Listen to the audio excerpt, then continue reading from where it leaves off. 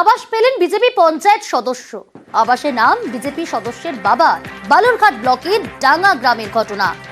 আবেদন করেও আবাস না মেলার অভিযোগ। বাম পঞ্চায়েতের বিরুদ্ধে বঞ্চনার অভিযোগ। অবশেষে পাকা বাড়ির স্বপ্ন মিটবে পদ্ম নেতা। আবাস যোজনায় আপনার সংসদে কতজনের নাম উঠেছে? 18 জন। তারা প্রত্যেকেই গরিব? হ্যাঁ, প্রত্যেকেই গরিব।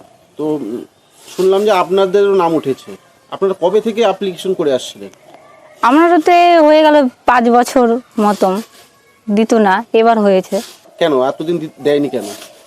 এতদিন দেয়নি কেন ওটা তো আমি বলতে পারবো না। এইবার যে নাম উঠলো, মানে তাতে তো কতটা আপনারা খুশি হয়েছে? হয়েছে, উপকার হবে, থাকার অসুবিধা হয় আমাদের। তো আগের মেম্বার ছিল তৃণমূলের, যাই হোক তারাই দিয়েছে হয়তো নামটা।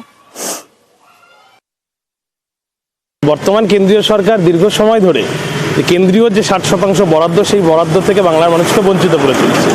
তা আমাদের মাননীয় মুখ্যমন্ত্রী মমতা বন্দ্যোপাধ্যায় তিনি উদ্যোগী হয়েছেন যে সম্পূর্ণভাবে রাজ্য সরকারি তহবিল থেকে সেই সমস্ত চিহ্নিত উপভোক্তাদের দলমত নির্বিশেষে প্রত্যেককে তাদের আবাস যোজনার যে ঘর পাওয়ার যে অধিকার, সেই অধিকার সুনিশ্চিত করছে। বিভিন্নভাবে এনকোয়ারি হয়েছে, এনকোয়ারি হওয়ার পরে যে তালিকা তৈরি হয়েছে, সেই তালিকায় দলমত নির্বিশেষে মমতা বন্দ্যোপাধ্যায়ের এই যে বাংলা আবাস যোজনার ঘর তারা পাচ্ছেন।